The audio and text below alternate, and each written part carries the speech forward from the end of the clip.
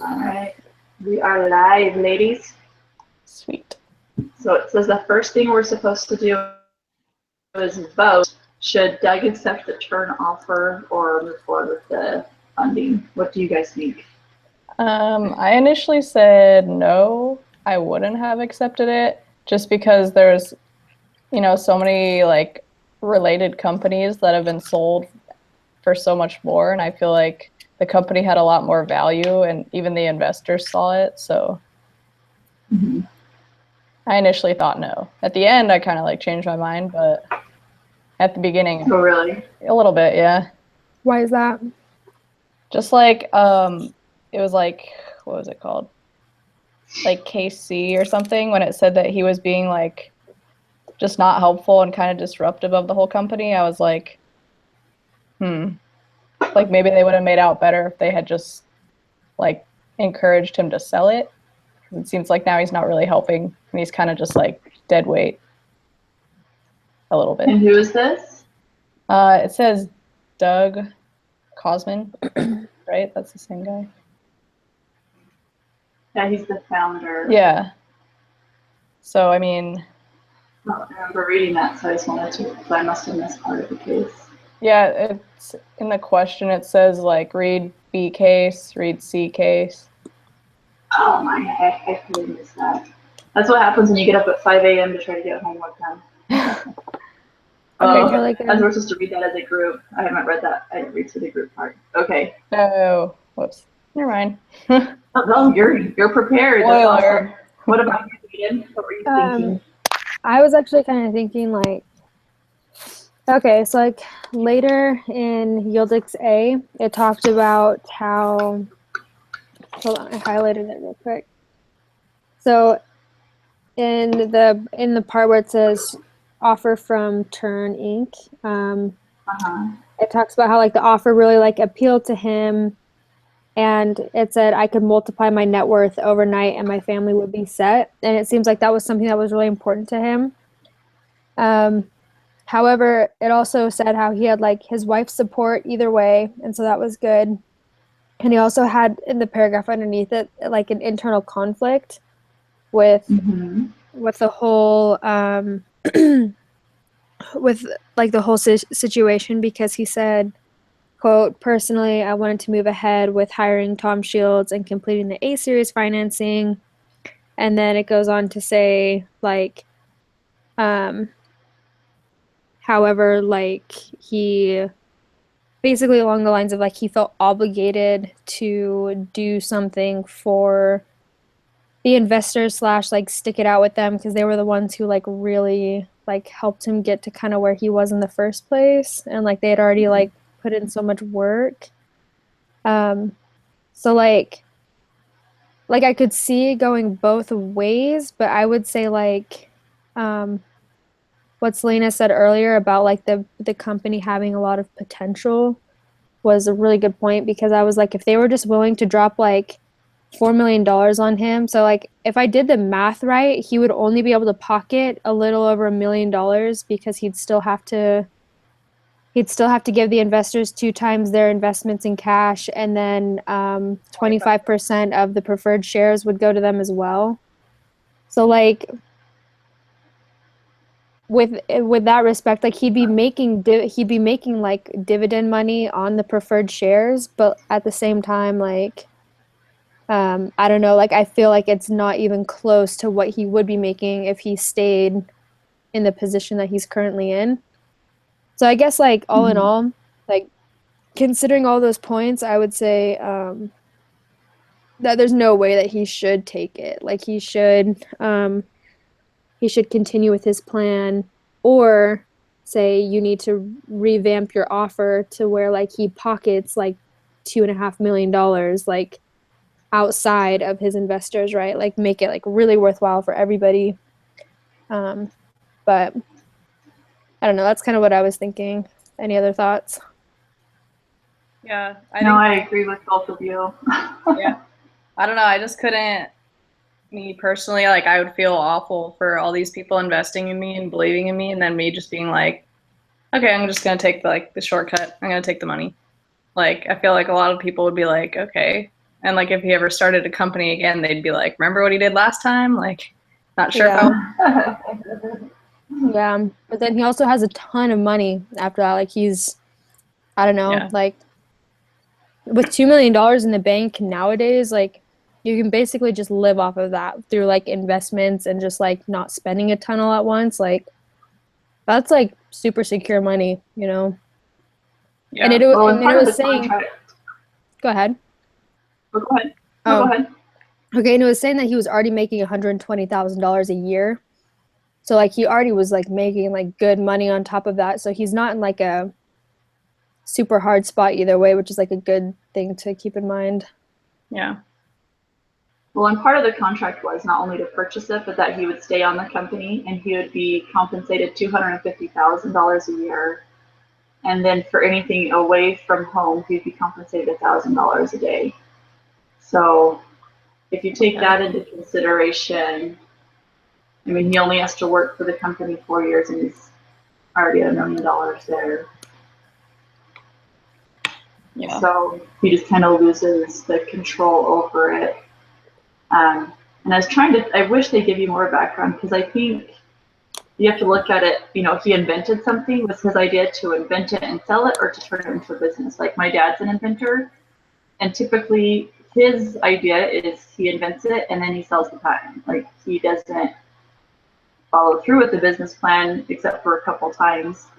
And so I don't know if his desire was to become a businessman and follow through to the end, or was his idea just to improve this and create the patent? Yeah, I think that's what never really. On one part too is that I don't remember who said it to him, but someone was like, you always wanted to like improve this space and make a big impact on it. Like you're on the road to doing that. And he was kind of like, yeah, that is what I want to do.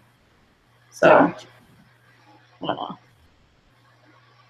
Okay, so as a group, what our vote would be that he should turn down the turn offer. Is that correct? I think so.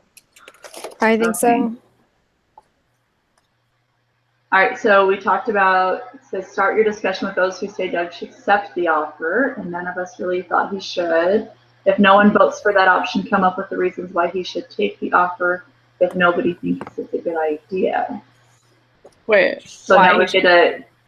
now we get to play the other side of the coin and discuss why he should take the offer. I think we pretty much already did. Like his family would be like well off and secure. Like that's a lot of money still. Mm-hmm. I mean, the investors would get money, but like it's not necessarily the route they wanted to go. So I guess those are not horrible things. I look at it as he still gets to be a part of the company because he's staying with it and he gets a huge salary. So he has like, if he doesn't take the offer, he has this high risk of it not turning out, which he still has if he sells it because he's working for him. But he has a guaranteed yearly income. Follow through with it to the end. He just kind of has some security there because they're the ones making all the hard decisions and investing their money. Yeah. In the he should take it. If he took it, yeah. Yeah. So we're okay. supposed to argue the opposite now. Yeah, no, I got that. I was just being sure that like, so he should take it because it's less of a risk as far as and time consuming. It wouldn't. Mm-hmm. I mean, yeah, it would take less time. And he said he's not a big risk taker anyways. Like he doesn't like to take risks, so that would be like a more comfortable thing for him to do. Yeah. If he's gonna do that.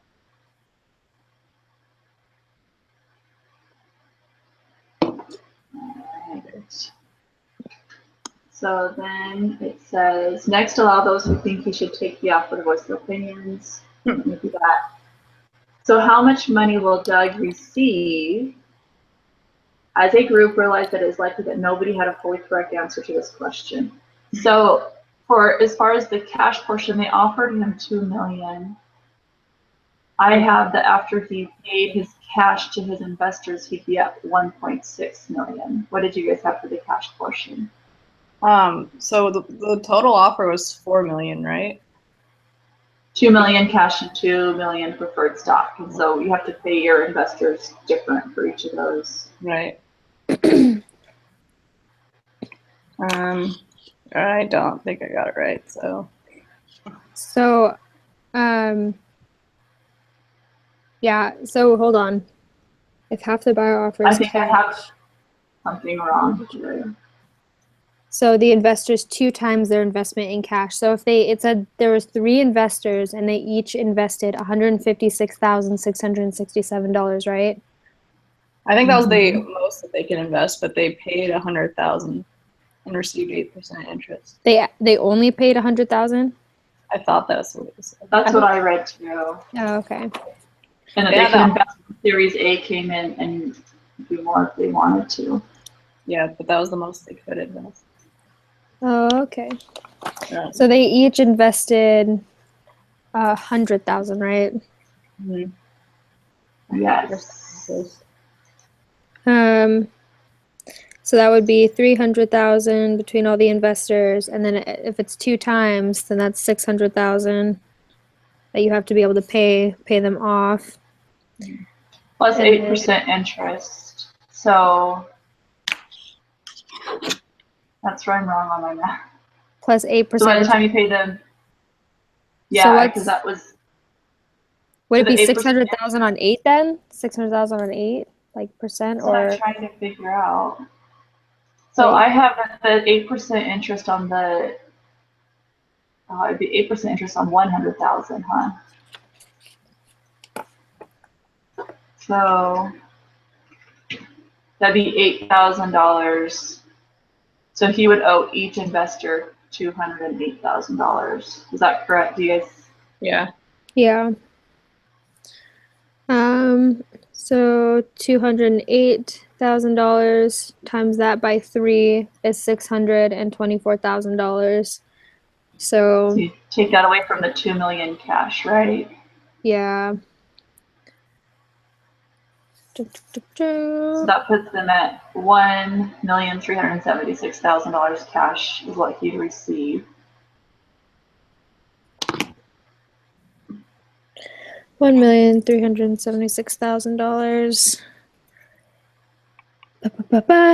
cash, and then as far as like the dividends go, if it's 25%, I think it would only, sorry, not dividends, of the preferred shares, it would be, it would just be 25% of like the 2 million, right? Well, I didn't understand, is it 25% per angel investor? So total he's giving away 75%, or is the 25% divided between the 3 angel As the investors? investors, it was 25%. Yeah, because I think it's 25%. Company. What was that? Sorry. Otherwise, they'd have like 75% of the company if they each got it. You know? Yeah. Well, they've all invested more than he has, so I think that was the. But he also has, I don't know. He has other people. It says, company. if it's an equity sale, investors would receive 25% of the shares in the new company. I thought collectively they'd get 25. Collectively, okay.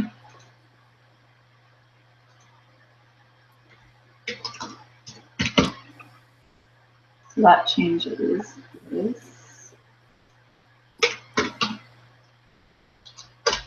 Are we working on like the full document again together? Yeah, if you guys want to. Yeah, I'd love to. So that means if they collectively get 25%, then they each get 8.3%. So they would each get 166,000 in preferred stock. Do you guys have that same number? Sorry, can you repeat that? Not just a little louder. You kind of like the angel investors, if they get a shared 25%, then that means they would each get 8.3%, which equals each angel investor would receive 166,000 in preferred stock. Yeah, that sounds right. That sounds more reasonable. Yeah, I think it's 25% between the investors. Okay. I think it would have said each. Yeah, I didn't feel like it was very clear. Yeah. So that means he would have to pay, out of the 2 million preferred stock, he would have to pay 498,000 to the angel investors.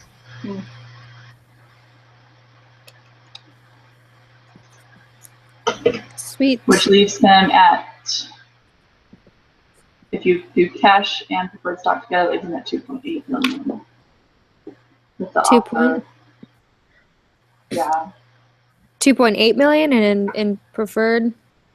No, combined. If you combine the Oh, okay. I was stock. like, So cash would be 1.3, stock would be 1.5. So combined you'd be at 2.8. Plus a salary of 250,000 a year. Yeah, that's a lot.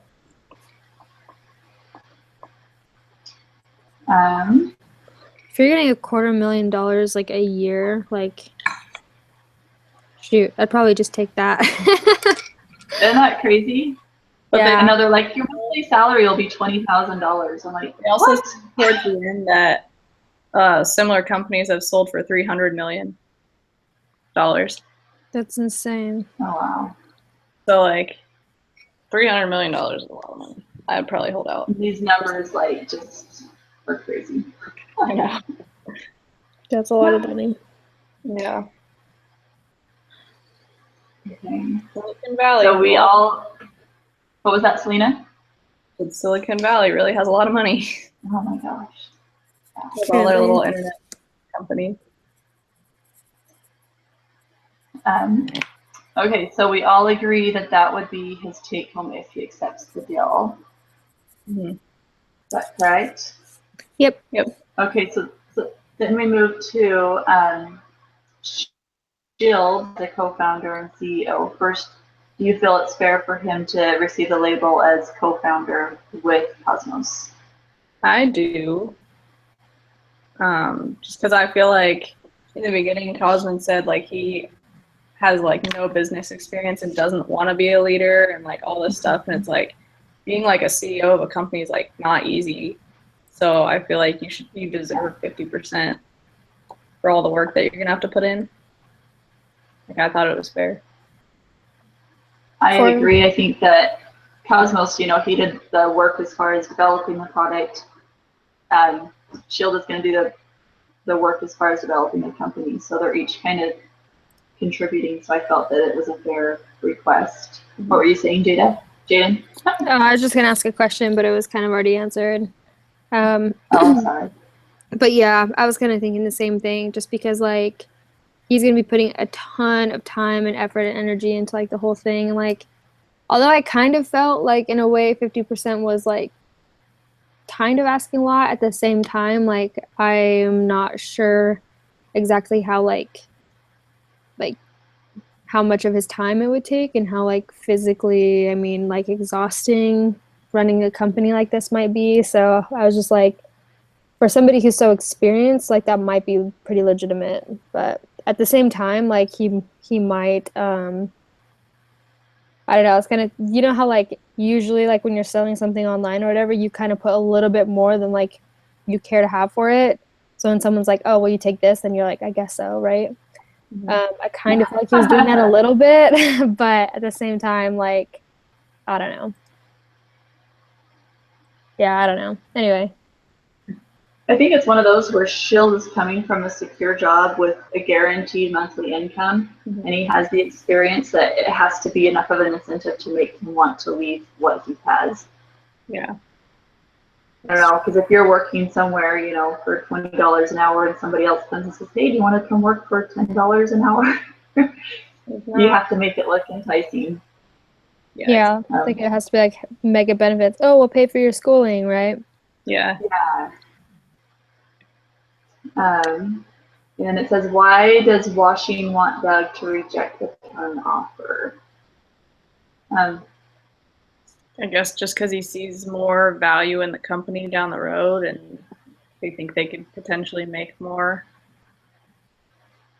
I think he thinks he can make more money if he stays in there. Yeah, but if he's like, oh, here's this awesome business, then that kind of sells him out a little bit. Slash kind of completely. It says, which I guess we didn't take into account, I guess Washing was a separate investor. So there's 3 angel investors and Washington. We didn't take that into consideration. Somebody would have to pay. But it says here that if Cosmos sells, won't Washington get a good return on his investment? So if he's going to get a good return, why would he still encourage him not to sell? Let me go back. How much did he invest? I can't remember. In the sample one, it shows, let's see, Washington invested, and I was really struggling with how to read this, 156, 6. Oh, yeah. 67. Wait. I'm confused because it says Angel A 65,800, but so Tom was one of the original 3 angel investors. Who's Angel A? I think he was. I really struggled with reading this. Are you looking at Exhibit 4?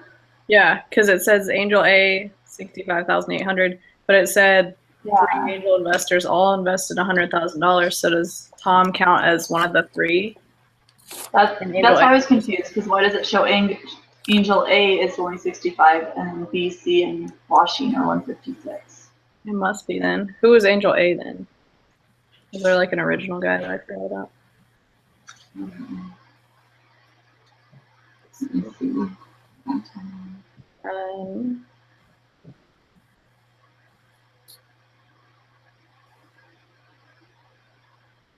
I don't remember someone else initially It investing. seems like there was an initial investment of 300. Oh no, it was in December 2006. There was 300,000 from 3 investors.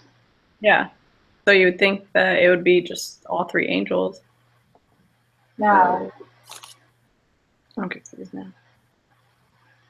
And he didn't invest money. Oh, it does say that Washington offered support as a partial angel investor and to offer advice. I didn't read in the text how much that was. Yeah, what? I was supposed to say that because that's really confusing. Yeah, there's not enough information for sure. So why do you invested 65,000 and all the 3 angels just invested the same? Yeah, but on this Exhibit 4, it shows Washington existed. Yeah. Invested 156. I know, that's just confusing because that's what I thought the 3 angels invested. Why did 1 angel only invest 65,000 then? Well, that's confusing. I stared at this forever this morning going, what is going on? So confused.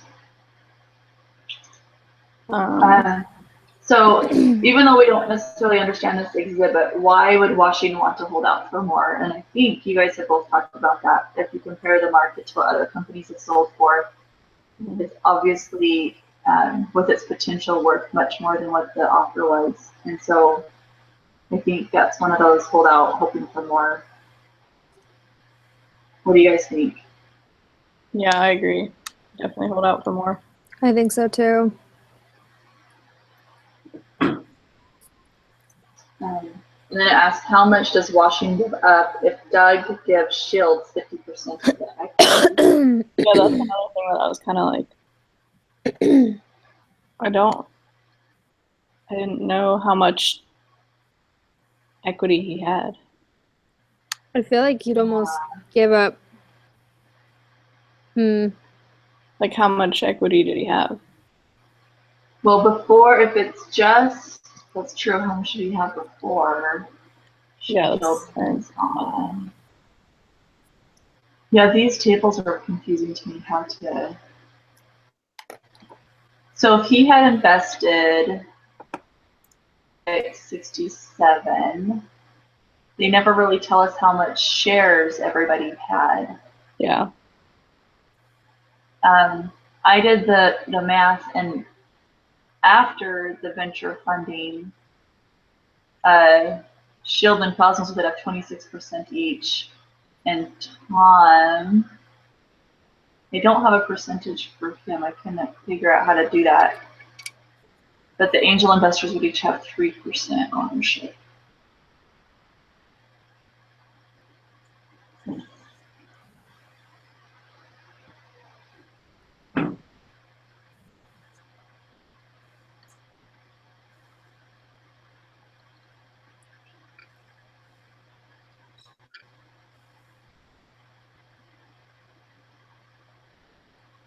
Did you guys figure anything out on that as far as? No, I don't know how much equity he had. I was kind of thinking about that question more of like, so Washing is working really, really closely with Doug. But all in all, Doug is the one who has like the final say in what happens with the company because it's his. So I feel like if he gives Shields 50% of the equity, then it's kind of like him losing, like, he's basically losing that. I mean, it's like a partnership, but it was more independent, whereas now he'd have like an official partner, and like his say would be worth less at that point because there would be Doug and then the other guy, and then it would be him instead of more of like him and Doug kind of working closely. So I was thinking more of like less of like a number thing and more of like a relationship, like strategy, like without the paperwork, kind of a thing. Because that's kind of because Washington kind of seemed more of like a mentor to Doug in a way, and he seemed like in a way he wanted the company, like he like really believes in it, and like he wants to have it go places.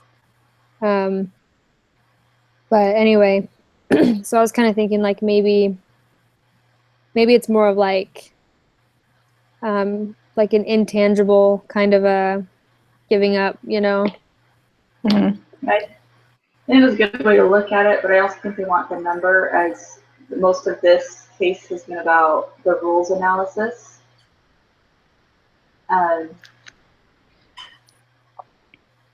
So, because you remember how we talked about at the home plate case, you know, if they did what the percentage of ownership was for Lexi, if she had an angel investor that did convertible debt, how her ownership percentage changed. I think they're trying to get us to see how that affects Washington. If they don't have Shield come on, what's his ownership versus if Shield comes on, what's his ownership? And I'm not sure how to figure that where we don't have shares that's been given until Shield comes on. Yeah, I don't know either. Yeah.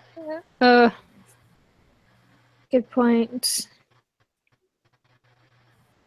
Because if we have investors each invested 100,000, Doug's invested nothing, but they don't tell us what that portion is because they didn't buy shares at a specific price. I'm just trying to figure out if there's a way we can come up with an answer for a summary that shows who analyzed this the way they want us to.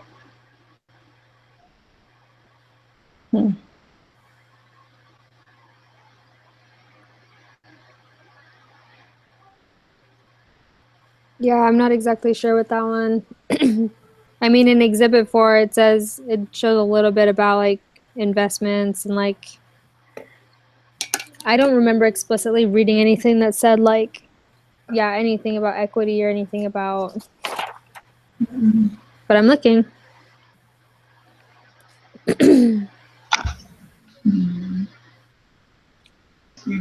Here. Do you think we should move on?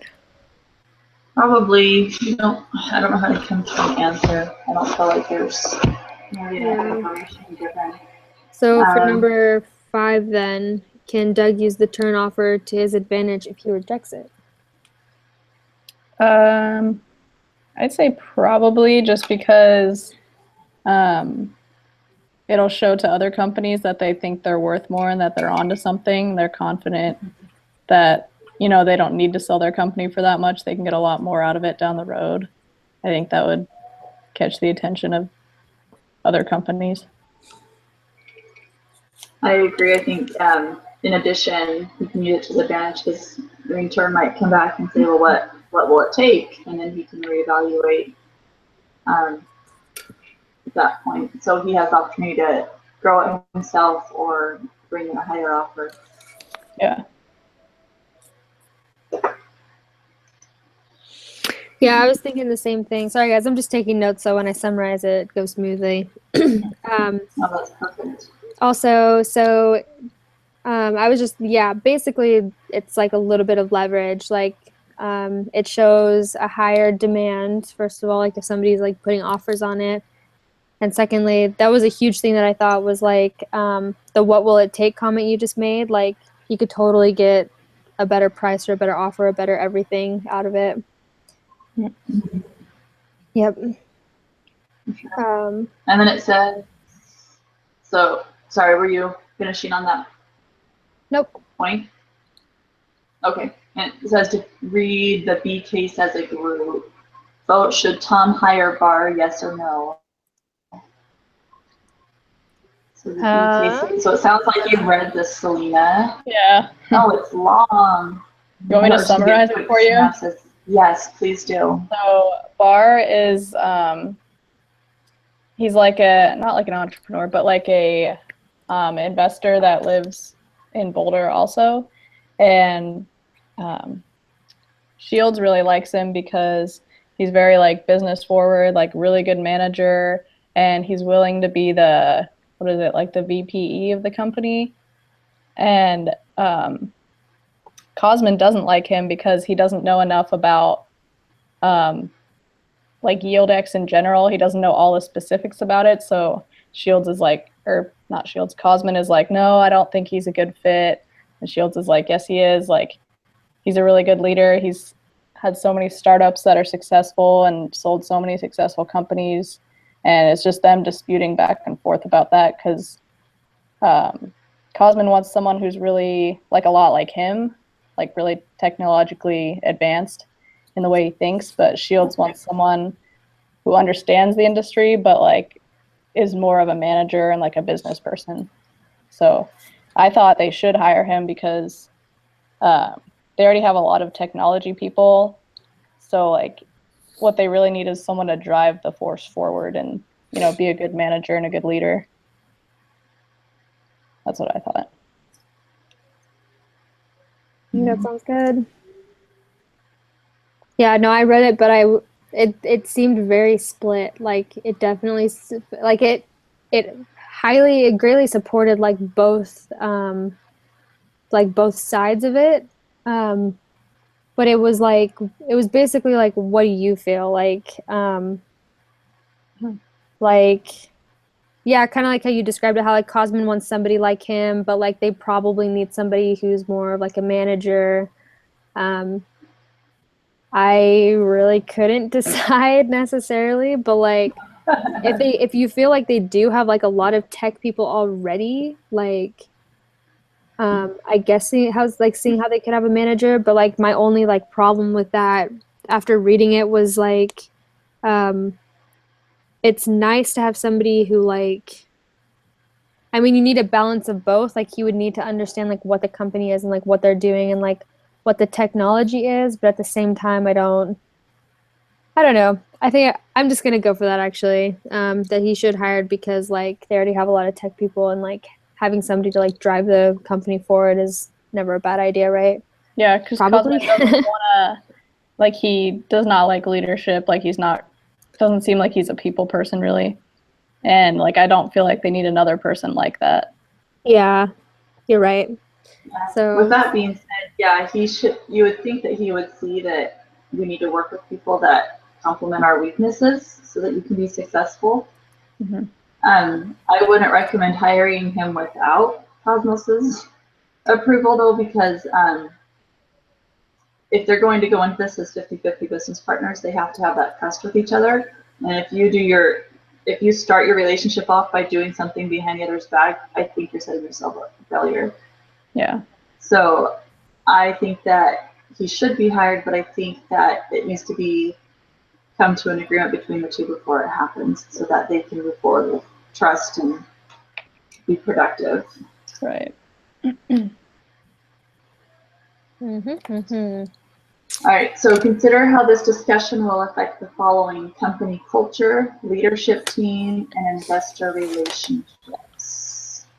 I guess company culture, part of the company is all the technology people, and the other part of the company is like business people. So I'm sure the business people would agree, and the technology side of it would probably be like, you know, he doesn't know this company very well. They'd probably be against it too. I think they both Have value. you guys read The Speed of Trust?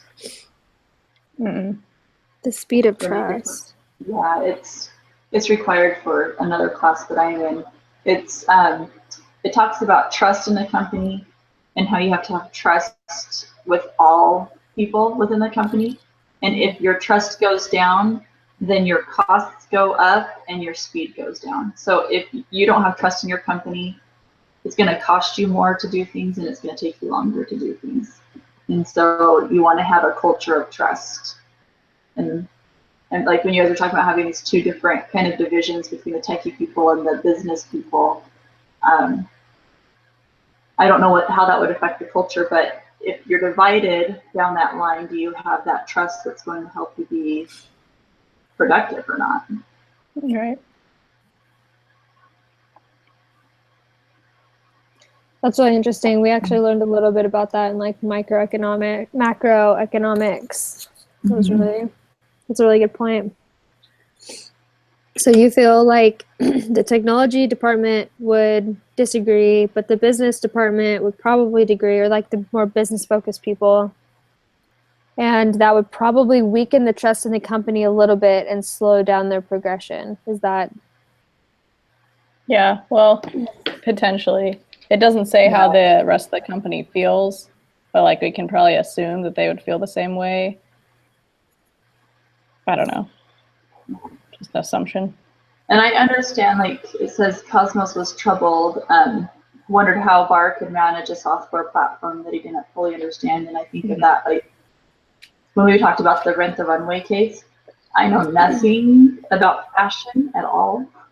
And to think of, even if I was like the best business person in the world, would I be beneficial to that company if I know nothing about what they're selling? Do I understand my target market and all those things that... He does understand the market. I think it said something like that. Like he's had a lot of like internet startups like this.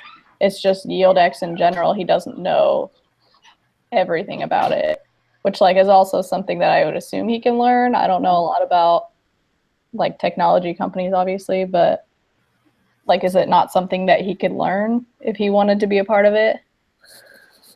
Well, it says that he was questioning the skills and output of some of the employees that Cosmos had hired. So if he's questioning them already, but he doesn't even understand the software platform, I think maybe that's where the concern is at. Yeah, that's true. And that's what Barr is doing? It says that, yeah, Barr seemed to be questioning the skills and output of some of the employees that Cosmin had hired. Okay. And right before that, he says he doesn't understand the software platform. Maybe it's a good thing, though, that he's questioning people. You know, I don't know. Maybe they are doing things wrong. Or maybe it's like a good way for him to like stay engaged and like to be able to understand eventually, as he was like asking these questions like, well, what this and what that, and then like people kind of answer it, then he either sees problems or he sees how. He could be like a sort of like a consultant in a way, how they go into a company and they see the issues right away. Like, I don't know enough information if he's like that or not, but that could be helpful. Like he could cut out the bottleneck, so to speak, if there was an issue. True. So how do you think it would affect their investor relationships? Do you think it would build credibility with those who are willing to invest or hurt it? I think so. I think with like the tech moguls, obviously they would be like a little bit weary, but definitely the business-minded people that don't know as much about technology would be like, perfect, you know?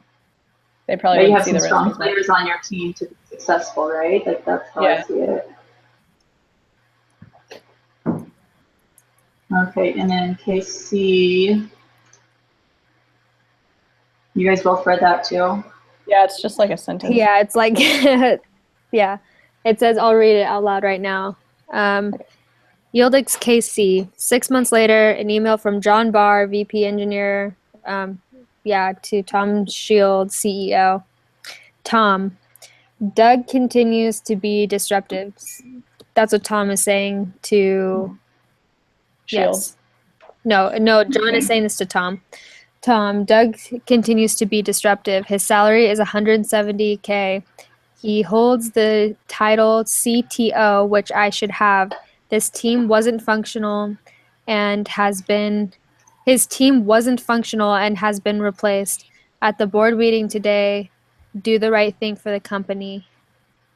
I feel like that shows another like side of Cosmin that like we hadn't seen before. Like maybe he does like let people slack off, and like just because they are like technologically advanced people, like he kind of just lets them go by. And I don't know, I feel like he's not strict enough to progress the company, and maybe that's an issue, you know, because he's not very business minded in the first place. So maybe he's just not very helpful, and they could do without him. That made me change like my perspective on him, seeing as like now he's holding them back and being disruptive. Like maybe he should have sold the company a long time ago and everyone would have been better off. And so I think that when you're saying that, it makes me think, do they have different visions? You know, you can take companies lots of different directions. And if he have a vision, it would go one way, and then these business people have an idea, it's going to go another way. So maybe he's like trying to figure out how to say, hello, you're changing my vision of my company. Mm-hmm. And there's this struggle because they're not communicating in an effective way to make sure, you know, before they brought, what's his name? Mm-hmm. Not Tom Schultz, the other guy. The bar guy. They should have had a very direct business plan and what their long-term goals were. And I think if you just bring people on without expectations set, then it's really easy to get derailed and have people upset. Right. I just said like, didn't it say they weren't performing or something like that? I forget what it said exactly. Yeah, mine won't let me open it for some reason. I think it's so weird how he like threw in his salary. Does anybody else find that weird? Like Doug continues to be disruptive. Okay, maybe that's valid. His salary is $170,000. So I feel like he's trying to like attack him in a way where he like wants him out. Mm-hmm. He holds the CTO. Like, he's making this much money. He needs to be stepping it up, kind of thing. Yeah, because he used to make $120,000. Now he makes like $170,000, which is a lot more. And if he's not being helpful, it's like, but maybe it's less than he would have get made if he sold. If he would have sold, he'd be making $250,000. Right, but his yearly is going up now. Yeah. Sign. Should Tom fire Doug? Can he fire Doug? That's what I was wondering. I thought I don't know if he can fire him, but like they can, like he would probably be like, as your partner, like I hold the right to either split the company, like do my thing, or like request like a change of management. Yeah, like there's a few things that he could technically do, but he can't. If he's 50-50 partners, you can't fire somebody who's an equal to you. You know. Yeah. Where did I read? Yieldex. Oh, go ahead. Sorry, Selena. It was in one of these things I read that Shields had 40%, Cosmin had 60%. Oh yeah, that's right. It was in case B, yeah. That's right. That's what they settled for. Forgot about that. Yeah, point. They settled for him to take 40% and Cosmin to keep.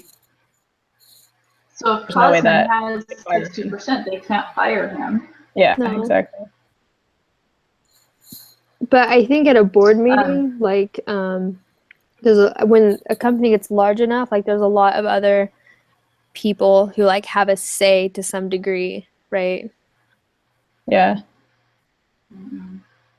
like even if you're the CEO, like even in like even like really large firms, like really really big firms, like um there's I forget what it's called, but it's like this special kind of like challenge basically where like you put the CEO in like it's like a personal court case that happens like at the firm where like the board of directors and like some other specific people who like hold positions in the company like can come in and they discuss all their concerns and then they have a vote depending on like what can happen. So maybe at the board meeting today, maybe that's like what he's talking about.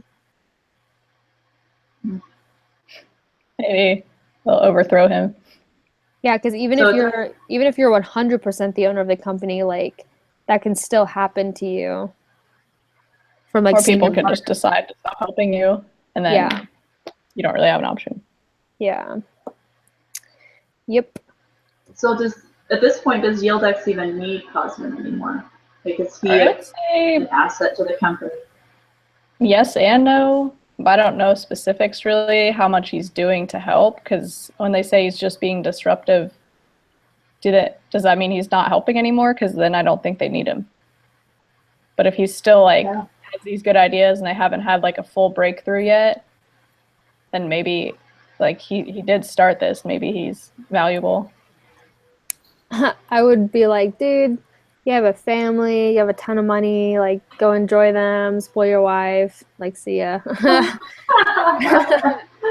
I'm like, what are you doing here? So what value does Doug bring to the company now that they have the algorithm?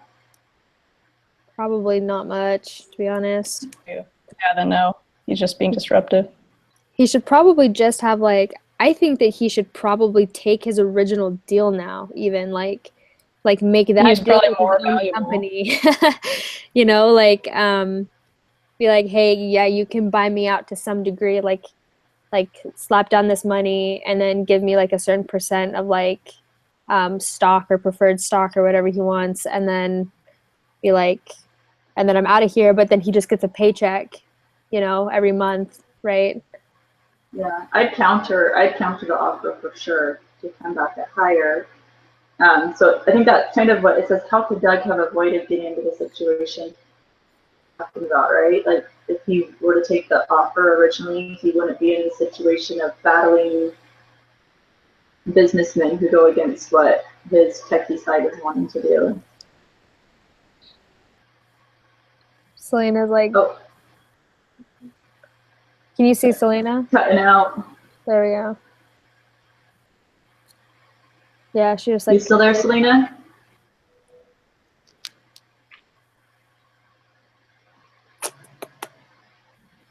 Guess not. Oh, maybe she's coming. There she goes. She's coming back in. There you go.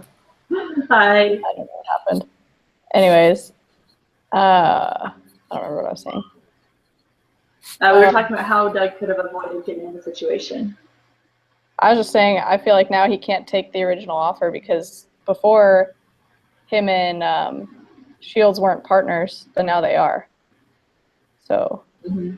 No, I'm saying he like not take the original offer, but like create a new one within his own company. Like say, hey Shields, if you want me out, like Buy me out, just give me, yeah, like give me $2 million, like just $2 million, and then be like, and then a certain amount of like preferred stock, and basically like the same type of a deal where he just gets a large chunk of cash, and then after that, like just a paycheck. But then he's not making any.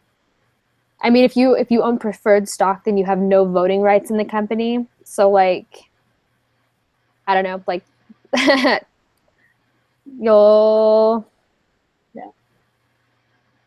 Like he'd be out. So you're saying like kind of offer to Shields to buy him out. Yeah. And then he'd still get some. Okay. Yeah, that'd be a good option for him at this point, I think. Yep. So discussing this now, do you want to change your minds about the buyout now?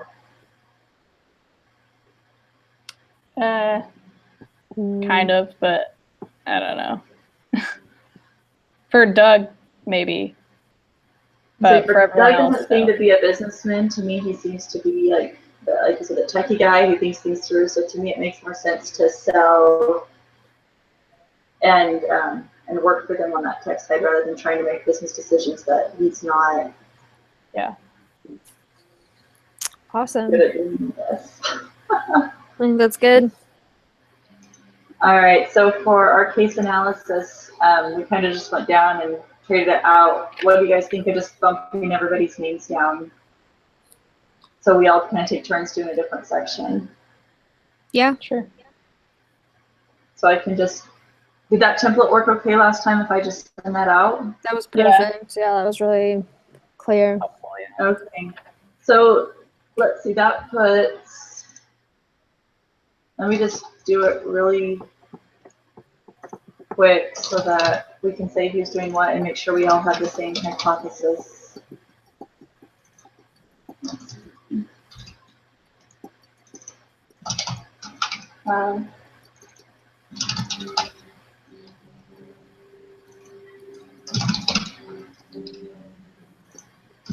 Okay, so Jaden, you will have the summary and what we need to know about the situation and questioning the hypothesis. Selena, you'll have are the hints reliable and the calculations for our numerical analysis. I'll send this out. And I'll have the hints about causes, criteria, decision, and evaluation, as well as proving the hypothesis. So what is our hypothesis? I would like to petition that we say he doesn't accept the offer, but he counters. But he counters? Like at the end of everything, even knowing that he like disputes? No, I'm saying before that even comes, like back when he's first given the offer and before he's even partnered with Shield at that point.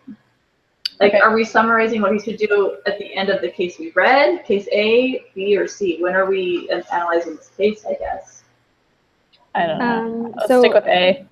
We can decide that, like either what he should do moving forward or like what he should have done looking back. I think we should just stick with case A and pretend the other two didn't happen. Okay. So what do you guys think should be our hypothesis? I feel like it should kind of be more like going forward, like considering everything that you know, and now that he's like a quote disruptive to the company, like what, like if Doug is to do this, then what would be his best outcome? Like staying in the company, leaving the company, putting an offer in to like be bought out. Like what do we predict is his best choice moving forward? Mm-hmm. Originally we thought that he should just go ahead with the company and not sell, like before we knew everything else. So should we just stick with that?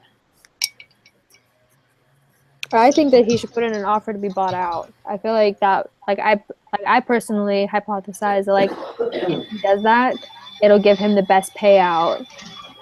Like knowing everything, or like, are you assuming that you hadn't read the last two cases? No, I have read the last two cases, but well, it doesn't matter either way. Like it's kind of like just moving forward. What do we do? Yeah, I guess so. I guess assuming the last two cases.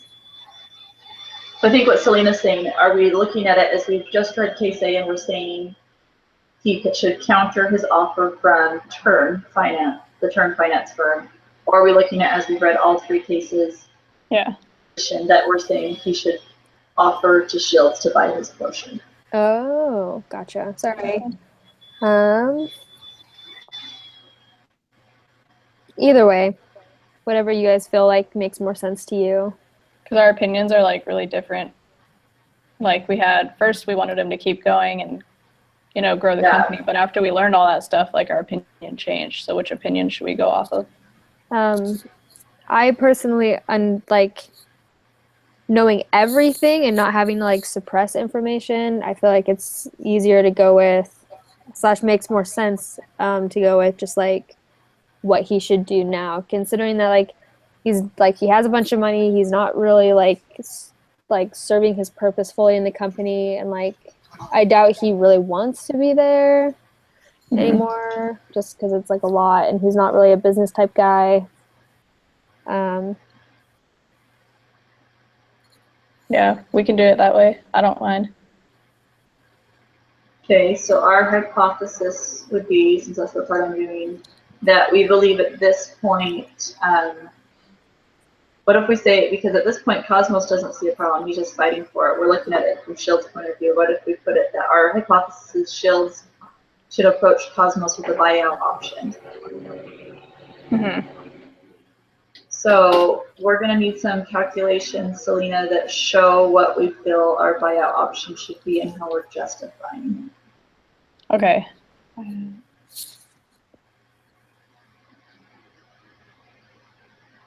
So I would just make like a table, like a hypothetical table on like valuing him as a partner in the company and how much like we think he should be bought out for. Yeah, That'd be- basically, yeah, we'll have to show how much their each ownership is, which I think you guys said is that table in here. So if we can kind of recreate this table and shows that how much ownership Doug Cosman owns, and then if you, do you know how to do the future value formula in Vaguely Excel? from accounting, yeah. I'm wondering if we should figure out the future value. I haven't done that in years. I don't know if that's important or not. We need to just make sure that whatever Shields offers is fair compensation for Cosmos. So I think we need to do a cash offer and offer them for short stock. What do you guys think?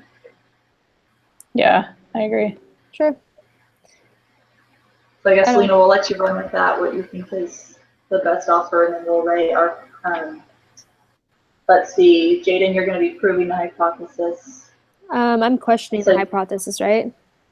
Well, yeah, okay, so I messed up. I didn't have our hypothesis in there. So when I went down, it bumped me up to the hypothesis, you did proving the hypothesis, and Selena to questioning the hypothesis. So I'm proving the hypothesis, not questioning it. Yeah, here, oh, I can't copy and paste because I'm on two different computers. I'm just gonna say, how about I just send this to you guys really quick and you can look at it before we get off and make sure that this layout looks okay to both of you. Does that sound okay? Mhm.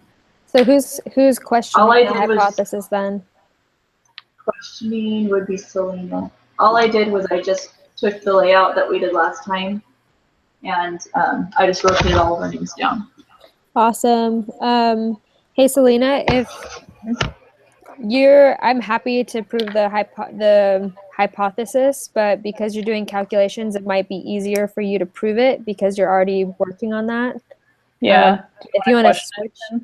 yeah, if you want to switch, we can, but like I'm happy to do it either way. I'll do that. I'll prove the hypothesis. Okay, then I'll question it. Okay. Great. Sweet. Okay, so I'll put that.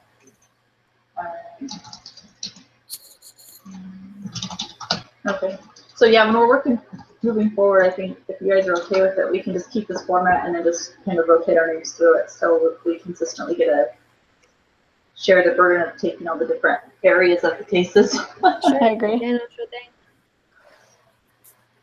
All right. So I think in Google Docs, if I send it out as a Google Doc, if you open it, do you guys have Google Docs? Yes. Yeah, I got it. So if you open it in your Google Doc and don't download it, just open it in Google Docs. Every change you make, just save so we all see it. Perfect. Yeah, that is how it should work. Yeah, so that way, you know, as you're making changes, we can see each other's and work on it together. So we don't have to do like yesterday, you each sent me separate runs and I had to kind of copy and paste. And if we have to do that, that's fine. But if we can get it to work where we all see the same document, it'll simplify it. All right. Sweet. Okay. All right, so I think we're ready for the summary, right? Yeah. Oh, yeah, I forgot about that. Let's do it. Let's Alrighty. You guys good? Good. Okay, awesome. All right, this is Shauna, Selena, and Jaden, and we are examining the Yieldex cases A, B, and C. So to start our discussion, we were talking about if Doug should accept the turn offer. All in all, we decided that he should not take the turn offer because we saw potential in what he could be making. However, we also saw the reasons why he should take the turn offer, that being like family security, less risk, just because of his personality that he has. And it would definitely take a lot less time to just accept that deal and then move on, basically, instead of be a part of the company.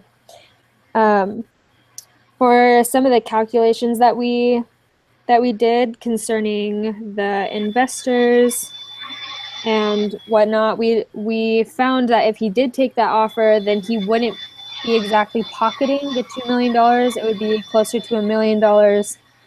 And although he'd have preferred stock, like he would have to give up a healthy portion of it to his investors for being a part of the original format of the company. And then after that, we talked a little bit about washing and how much he would give up, and like if he should hold out for more money. And we decided that all in all, he should hold out because he probably would be getting more money. And can Doug use the turn offer to his advantage? We talked about that he probably could, just because people would be giving like a pretty big interest in the company, or like that would kind of give him like some sort of like credibility, if there's evidence of demand for what he's doing, and that it could potentially be used as like leverage or to renegotiate. And then after that, we talked a little bit about Doug and the decision whether or not to hire Barr into the company. And Doug was kind of wanting somebody who was like him, and who was like, I guess, simpler in a way. And Barr kind of wasn't. He was more of like a leadership figure, but we saw that there was a lot of pros to having Barr in the company, mostly because they had a lot of tech people already, and Barr's really good at kind of like management, and that's something that they kind of needed in the company, and he was the perfect candidate to drive the company forward. However, Barr continued to like question like the skills of the people that Cosmin had hired, and he didn't really like understand a lot of like the tech side of the company, which we saw could have been a problem as far as like how smooth the company ran, and also how it would affect the company's culture, the leadership team, and the investors' relationships, because we felt like the tech people might kind of disagree in a lot of ways with how they wanted to like operate, how Barr kind of wanted to operate things. However, like the more business-minded people would probably agree with him, and like the potential like clashing of these two might show that there's like a little bit of like overall like company uncertainty and like a little bit of distrust, but at the same time, like we also saw that also held a lot of potential for growth, and that as we get to know Barr a little bit more, like he might actually be what the company needs in that way. And then after evaluating KC, we were kind of questioning Cosmin. Like in the beginning, it kind of felt like, hey, we're Team Cosmin. But then towards the end, it was kind of like, like he isn't exactly like a business person. Like he's always been tech, right? And so for him to kind of like be earning so much money in the company and hold such like a valuable position, but not necessarily like completely know what he's doing or have that full range of experience, it seemed like he was beginning to be a little bit more damaging than good in the company. So we kind of thought that like, as far as the situation, like looking back, there was like we can see how it might have been good if he had just taken the turn deal. However, we still feel like he could be bought out or be able to like negotiate something to where like it's kind of worth it for everybody. Like kind of settle in a few ways, but actually, anyway, I think that's all. Anyway, this is Selena, Shauna, and Jaden, and this is the end of our Yieldex case. Thank you.